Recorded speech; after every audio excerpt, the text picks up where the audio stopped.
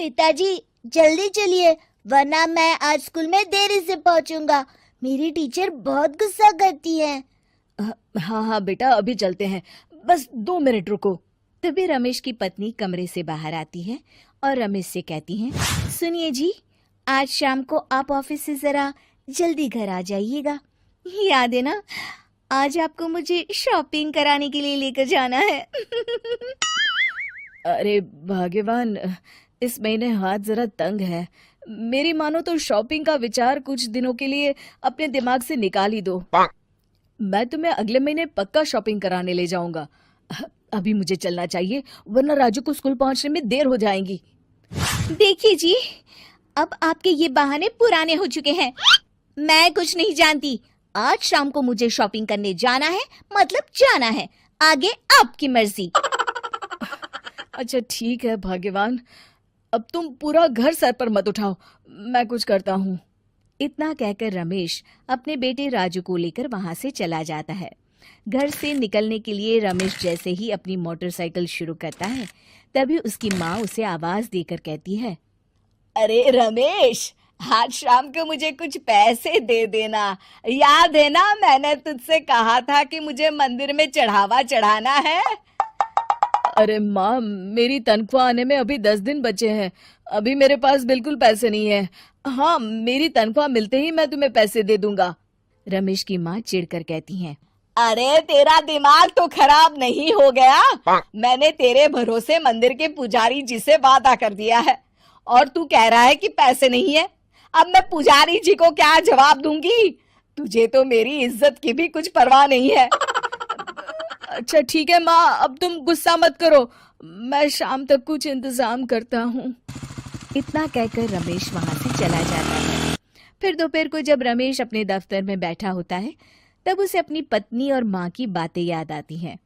रमेश अपने दफ्तर के एक साथी मोहन से कुछ रुपए उधार मांगता है। अरे भाई मोहन, मेरा एक छोटा सा काम कर दो, मुझे कुछ रुपयों की सख्त जरूरत है। मुझे कुछ दिनों के लिए क्या तुम रुपए उधार दे सकते हो? अरे रमेश भाई, मैं तुम्हें पैसे उधार तो दे सकता हूँ, लेकिन मुझे वक्त पर पैसे लौटा देना।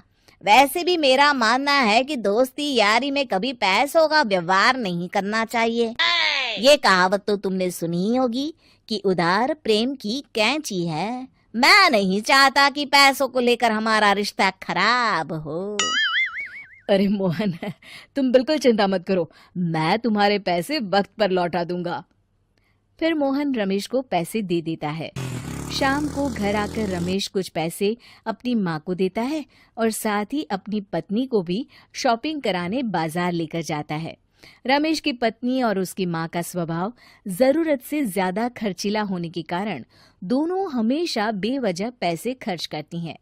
फिर एक दिन, सुनिए जी, अगले हफ्ते हमने छुट्टियों में कहीं बाहर जाने का प्लान बनाया था।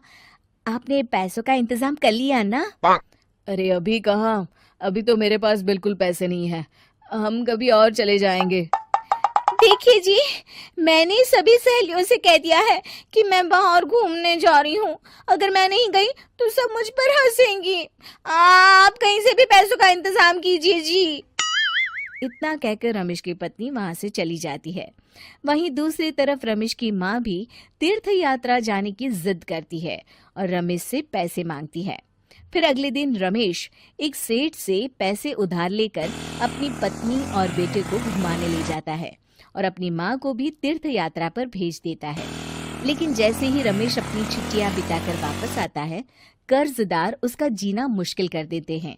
इतना ज्यादा कर्ज एक साथ अपने ऊपर देख रमेश काफी परेशान रहने लगता है। फिर एक दिन राजू की स्कूल की फीस वक्त पर न भर पाने के कारण रमेश को स्कूल में बुलाया जाता है। स्कूल के प्रिंसिपल साहब रमेश को सख्त हिदायत देते हैं कि अगर वक्त पर स्कूल की फीस नहीं भरी गई तो उनके बेटे का नाम स्कूल से काट दिया जाएगा। अपने बेटे की स्कूल की फीस भरने के लिए रमेश अपने दोस्त गिरधारी से कुछ पैसे उधार ले लेता है और स्कूल की फीस भर देता है। रमेश की माँ और उसकी पत्नी खर्चे और घर की जिम्मेदारी संभालते संभालते धीरे धीरे रमेश पूरी तरह कर्ज में डूब जाता है। और तभी एक दिन दफ्तर में काम करते समय रमेश की तबीयत अचानक बिगड़ जाती है और वो बेहोश होकर गिर पड़ता है। उसे जल्दी से पास के एक अस्पताल में भर्ती कराया जाता है। रमेश के घर वालों को ये बात पता चल जाती है तो वे सभी अस्पताल पहुंचते हैं। अस्पताल के डॉक्टर साहब उन्हें बताते हैं, देखिए, देर रात तक जागने और जरूरत से ज्यादा काम करने की वजह से इन्हें चक्कर आ गया था। बेहतर यही होगा कि इन्हें कुछ दिनों के लिए पूरी तरह आराम करने दिया जाए। रमेश की हालत देखकर उसके बेटे राजू को बहुत गुस्सा आता है और वो अपनी दादी और माँ से कहता है, माँ, दादी, मैं इतना छोटा हूँ, फिर भी मैं इतना समझता हूँ कि पिताजी दिन रात दफ्तर में काम करके पैसे कमाते हैं। पिताजी अकेला पूरा घर संभालते हैं और आप दोनों अपने फिजूल के खर्चों के लिए उन पर दबाव डालते रहते हैं। आज पिताजी की हालत के जिम्मेदार तो आप दोनों हैं। राजू की समझदारी भरी बातें सुनकर रमेश की माँ और पत्नी को अपनी गलती का एहसास होता है और दोनों की आंखों में आंसू आ जाते हैं। फिर कुछ दिनों के बाद रमेश की तबीयत एकदम अच्छी हो जाती है और वो पहले की तरह अपने काम पर जाने लगता है। रमेश की माँ और पत्नी अब उसे किसी प्रकार की कोई तकलीफ नहीं देते और ना ही उससे किसी चीज की मांग करते हैं। फिर देखते ही देखते रमेश अपने कर्ज के सारे पैसे चुका देता है। उसकी जिंदगी पहले की तरह अच्छी हो जाती है और वो अपने परिवार के साथ खुशी खुशी रहने लगता है। शिक्षा, हमारे रिश्ते एक तराजू की तरह होते हैं जिसकी दोनों ओर जिम्मेदारी और समझदारी का वजन बराबर होना चाहिए।